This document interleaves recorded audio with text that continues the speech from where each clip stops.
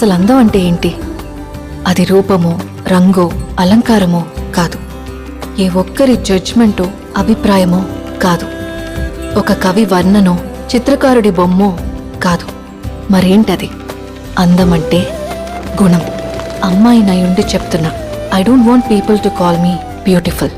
దాని బదులు నీది కష్టపడే తత్వం, నీలో కరుణ ఉంది, నీకు ధైర్యం ఎక్కువ, నువ్వు తెలివైన దానివంటే నాకు సంతోషం. Address us by our qualities. MS Subbulakshmi అంటే భక్తి, అందం కాదు. మదర్ తెరెసా అంటే కరుణ, అందం కాదు. ఐన్ ర్యాండ్ అంటే తత్వం, అందం కాదు. సరస్వతి అంటే విద్య, దుర్గా అంటే ధైర్యం, గౌరీ అంటే తపస్సు, లక్ష్మి అంటే శుభం. ఇలా ఏ దేవతనైనా ఆమె క్వాలిటీస్ కోసమే పూజిస్తారు, ఆమె అందం కోసం కాదు. నీ గుణాలే నీ సంతకమవుతాయి, నీ అందం కాదు.